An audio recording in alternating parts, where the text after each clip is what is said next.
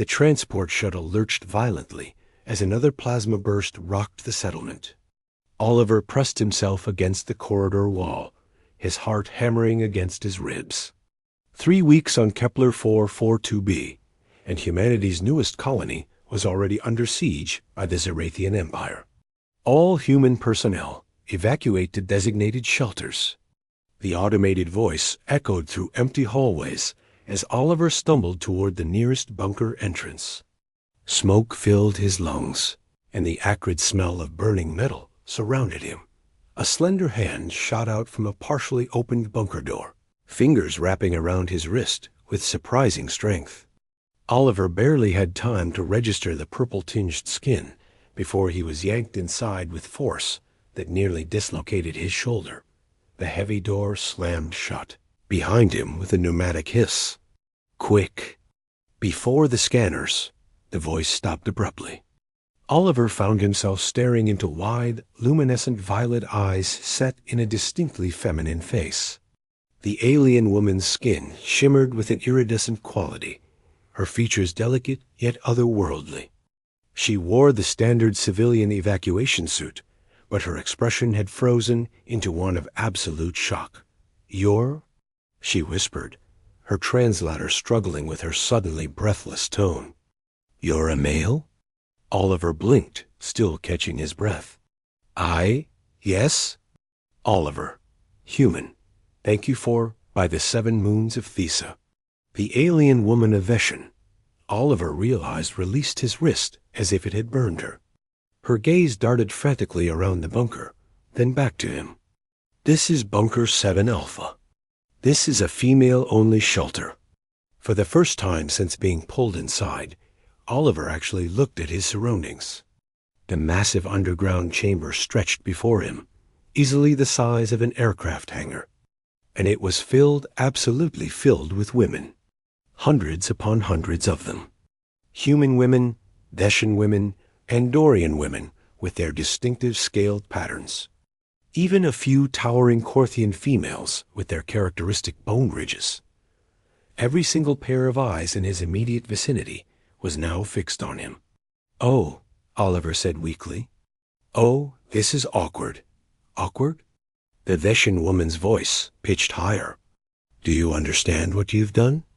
Males and females are segregated during emergencies for optimal resource allocation and social stability protocols. You're not supposed to be here." A human woman with short red hair approached, her lieutenant's insignia still visible on her torn uniform. "Eva, what's the commotion?" Her eyes landed on Oliver. "Is that a male?" Eva confirmed miserably. "I pulled him in without checking. I just saw the evacuation suit, and the scanners were about to lock down." The lieutenant's expression shifted through several emotions before settling on grim amusement. "Well, the door's sealed now. Zarathian bombardment has jammed all communications. We're locked in here for at least 72 hours until rescue teams can reach us." She extended a hand to Oliver. "Lieutenant Sarah Chun, welcome to the most awkward situation of your life." Oliver shook her hand, acutely aware of the growing crowd around them. Conversations rippled outward in multiple languages, translators creating a babel of astonished voices. "There's a man in here." "Just one? Is he injured? Does he have any medical training?" "The Veshins are going to lose their minds about protocol violations. The Veshins can shove their protocols." A gravelly voice interrupted. A massive Korthian female pushed through the crowd, her eyes, all 3 of them, fixed on Oliver with intense scrutiny. "I am Commander Zhathik. You are engineer, yes? I saw your file during orientation briefings." Oliver nodded. "Structural engineer. I was working on the atmospheric processors when—" "Good. Section 9 of this bunker has a failing life support coupling. Been trying to fix it for the last hour. None of us can reach the calibration interface. It was designed for typical male proportions." She crossed her arms. "You will help." It wasn't a question. Over the next 3 days. Oliver discovered that being the only male among 1,000 women in an emergency shelter was nothing like the absurd fantasies some might imagine. It was exhausting, occasionally terrifying, and surprisingly enlightening. He repaired life support systems with Eva, serving as his assistant. Her initial mortification gradually giving way to a dry sense of humor about the situation.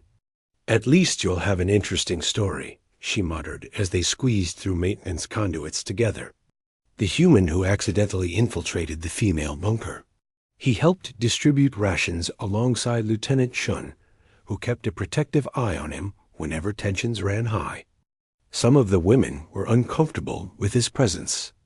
Others seemed to forget he was male at all after the first day.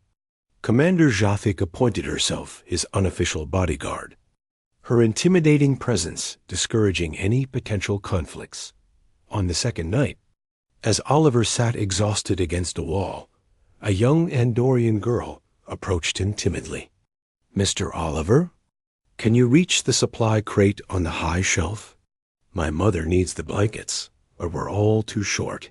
He retrieved the supplies and soon found himself helping distribute them to families clustered in the shelter's residential sections. Women spoke to him about their lives, their fears for loved ones in other shelters, their hopes for the colony's survival. He held babies while mothers ate, carried supplies for injured evacuees, and listened to stories in a dozen languages. When the all-clear signal finally sounded and the bunker doors opened, rescue teams found a scene that baffled initial reports. Oliver stood at the center of a protective formation of women from 6 different species, all of them arguing simultaneously with the male evacuation coordinator about proper emergency protocols. Eva stepped forward, her violet eyes bright with determination. This male violated no protocols. He survived. He helped. And frankly, your gender-segregated shelter system is inefficient and outdated. Commander Jafik nodded. The human has proven himself valuable. I will be filing a formal recommendation to revise emergency procedures. Lieutenant Chun grinned. Besides, if you try to reprimand him, you'll have to go through 1,000 very annoyed women first. Oliver caught Ava's eye, and she smiled, a genuine warm expression that transcended species boundaries. Later, as Oliver gave his official statement to colonial authorities, the incident report would note, emergency protocols revised following Bunker 7 Alpha incident. Recommendation: humanity's tendency toward adaptability and cooperation under pressure remains our greatest survival asset, regardless of arbitrary segregation parameters.